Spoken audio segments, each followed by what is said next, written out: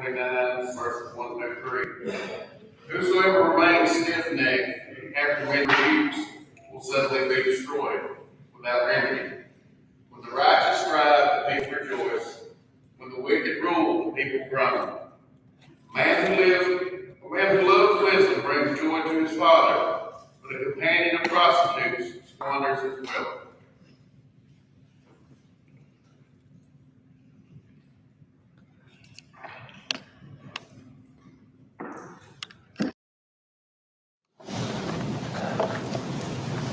A wise son brings joy to his father.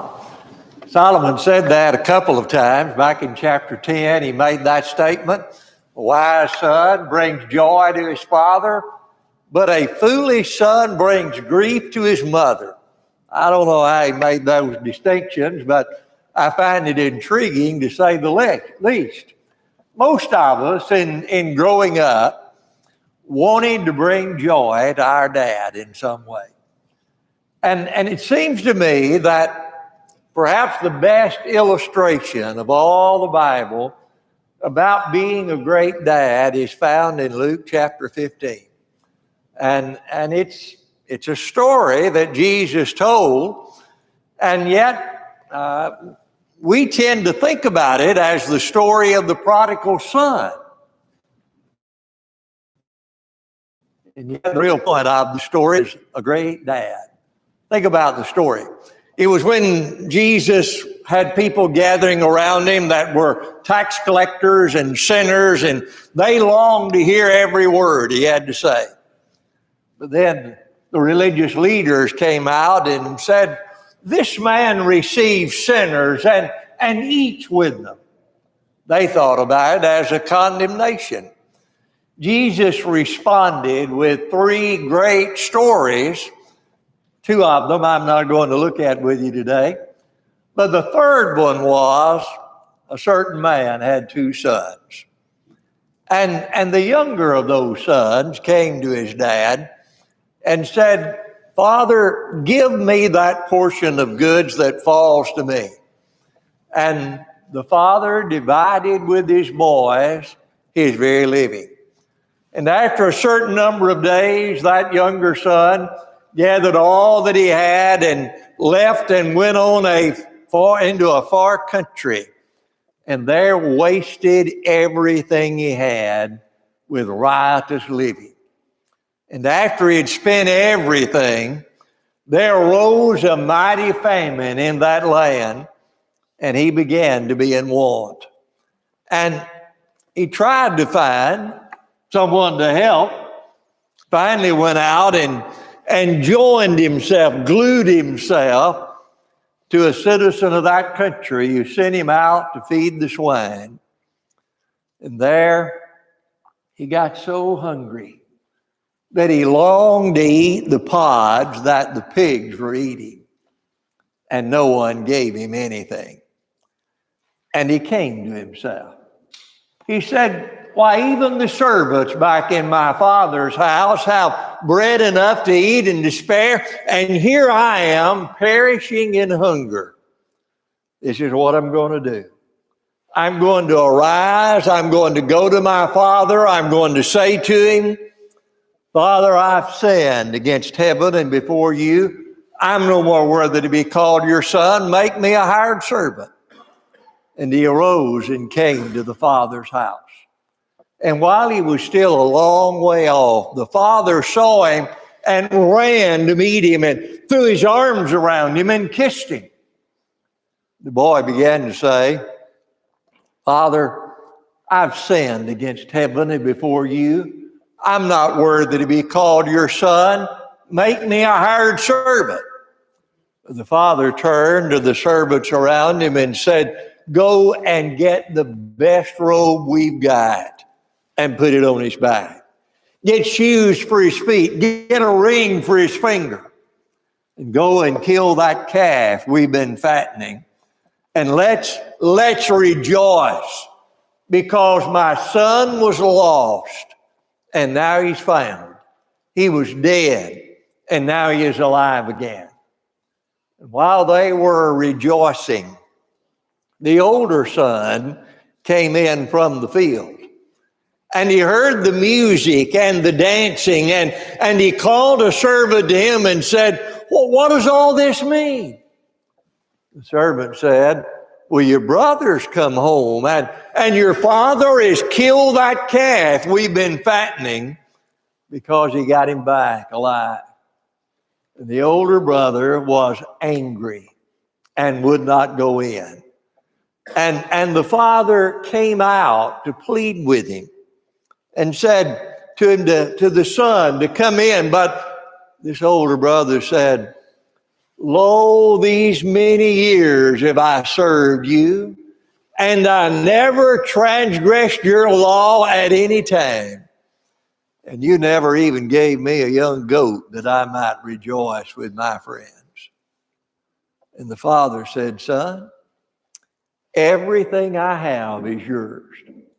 It was right when your brother came home that had been dead and is alive again, was lost and is found, that I should kill the fattened calf and rejoice. And the text ends just like that. So I want you to think about some things with that dad this day. Of course, the father represents God as the one that loves us and cares about us all the time. But you see, with God as our Father, it's still the case that we go astray at times.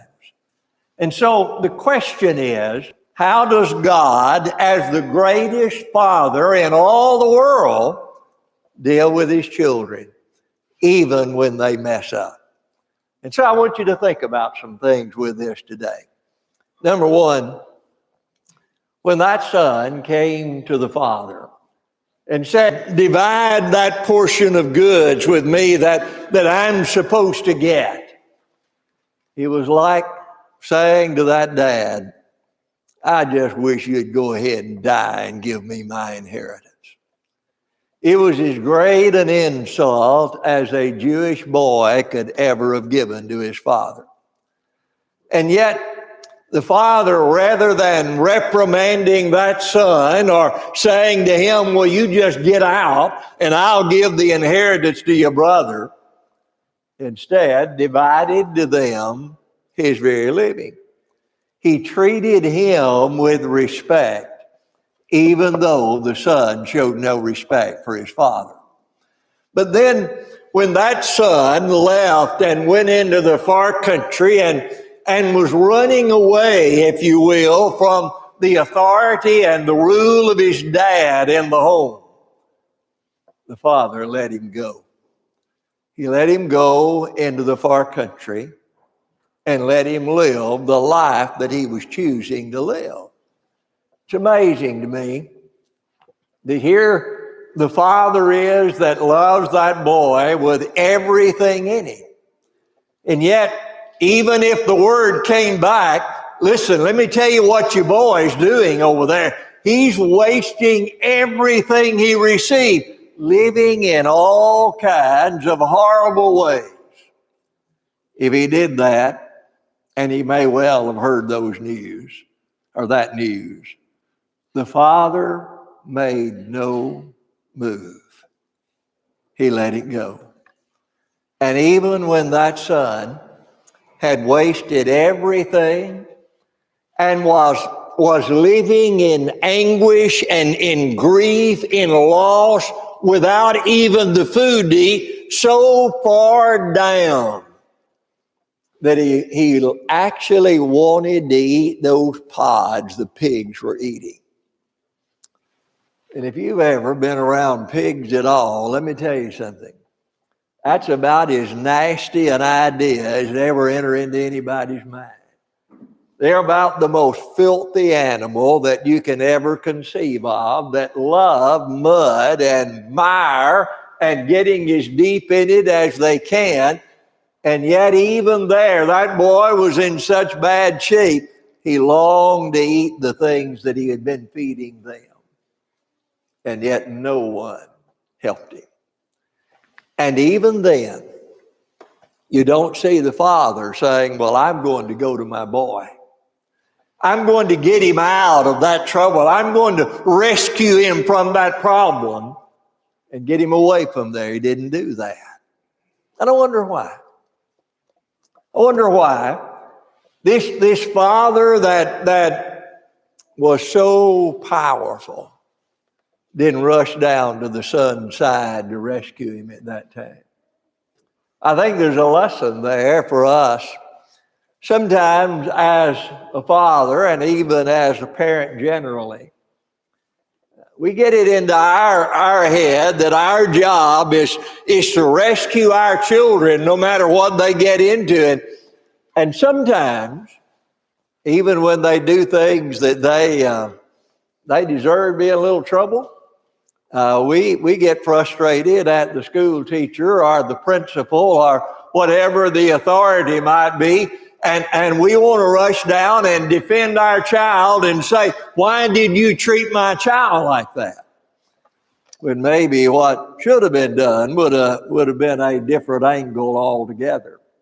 I always think about, some of you are like me, you grew up in that time when if you got a spanking at school, you hoped and prayed your dad didn't find out about it because you were going to get a worse one when you got home. And so it was quite a different mentality than rescue every time.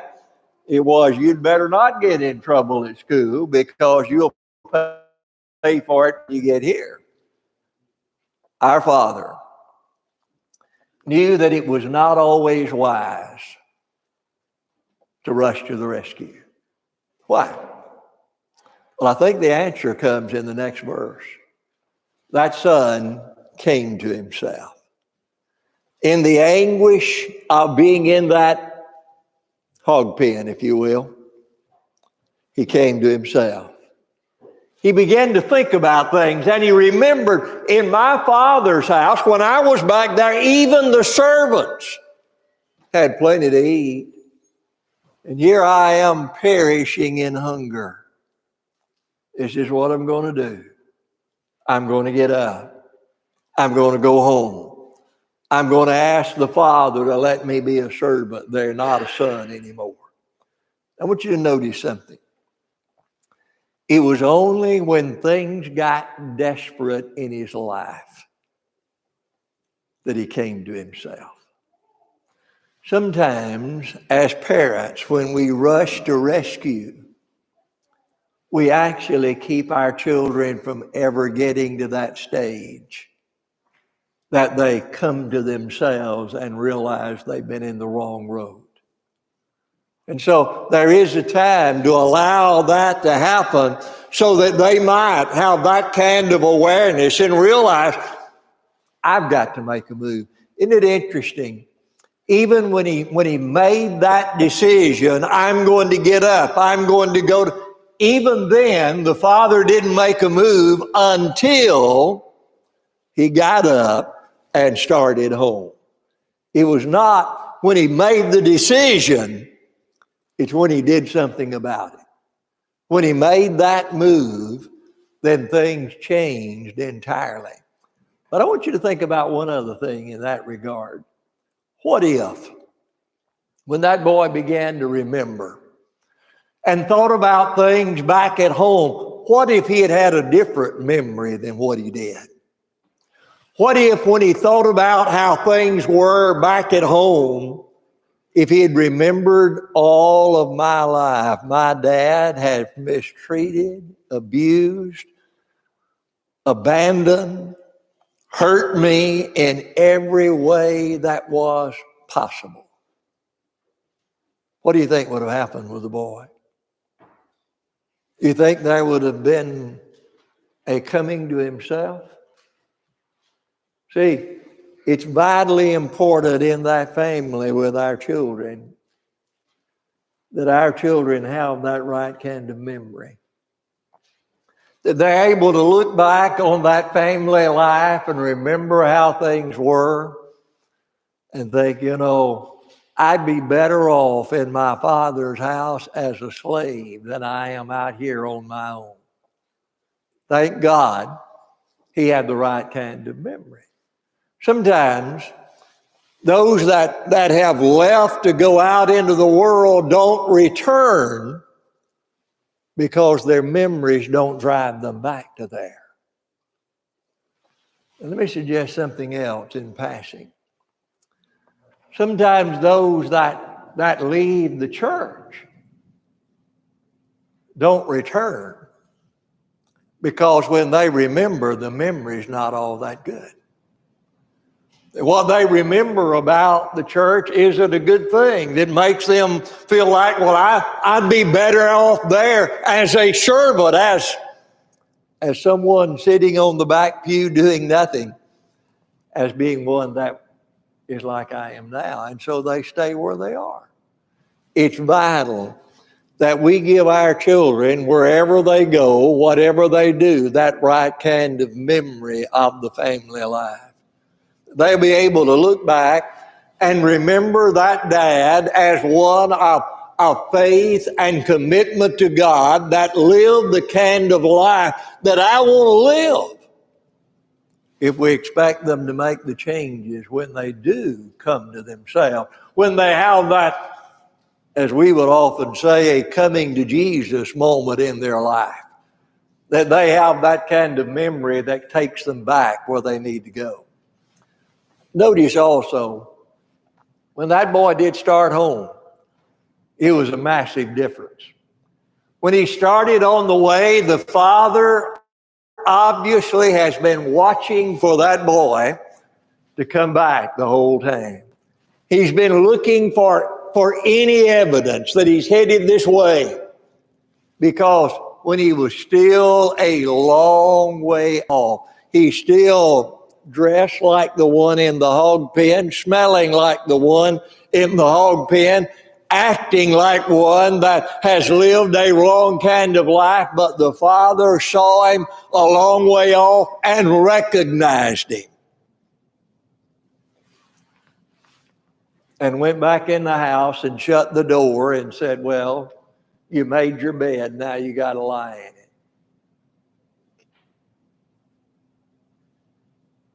Is that right? No. No, one of the greatest pictures I think there is seeing that father as he jumps off the porch, in my mind. He jumps off the porch, doesn't even bother with the steps, he just jumps off and is running. By the way, in that day, among Jewish older men, it was considered shameful for an older man, especially one of dignity, to be seen running. But it didn't bother him a bit. It was his boy, and he had started home, and so he's running to meet him. And when he gets there, rather than standing back and saying, well, why did you do that? Instead, he threw his arms around him, and he kissed him, and he held him. When that boy began to make his speech, Dad, I've sinned against heaven and before you. I'm not worthy to be called your son. Make me a servant. The father ignored it completely. He said, I want you to go back to the house and get the best robe we've got. Let me tell you something about Jewish men of that day. The best robe in the house was always the father's robe that he wore on very special occasions, like the wedding of his son. So when he said, you get the best robe, he's saying, you go back to my closet and you get the best robe I've got and you bring it and put it on him. Go get him shoes, because a son ought not to be going around barefooted. And he said, I want you to go and get a ring for his finger. I want you to act like this son is special to me in every way. And that calf we've been saving for something good to happen so we could have a party, you kill that thing and let's have the biggest party we've ever had in this house. My son was dead. He's alive again. He was lost and he's found. Thank God that boy had a memory that brought him back to the father's house, and the father was moved with such love and compassion, he would go to meet him. And so they throw this big party, and the older brother's been out in the field the whole time. He's a faithful worker. He seems respectful of his dad. I suspect if the church had been there in that day, he'd have been a leader in the church, probably made an elder because he's such a good boy, at least in his actions. But his heart left a lot to be desired.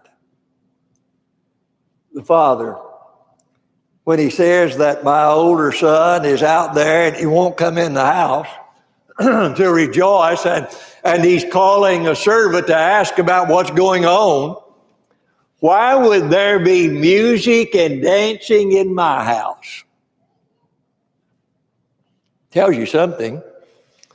It tells you he wasn't used to there being much partying going on there. He was used to that being a place where it wasn't a whole lot of joy. And so he refuses to go in because his brother is there. He won't go where his father is because that's where his brother is. Isn't that interesting? But now watch.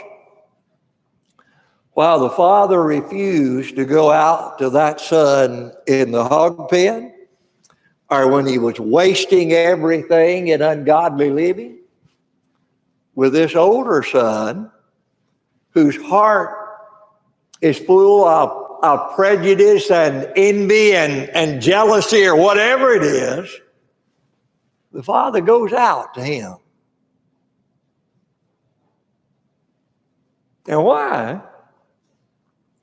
Why would he go out to that son to try to entreat him to change when he didn't go out to this son to entreat him to change? God loved this son more than that one? Oh, no, that's not it. But I want to tell you something. There are sins that people are more likely to repent of when they're left alone and feel the effects of that sin.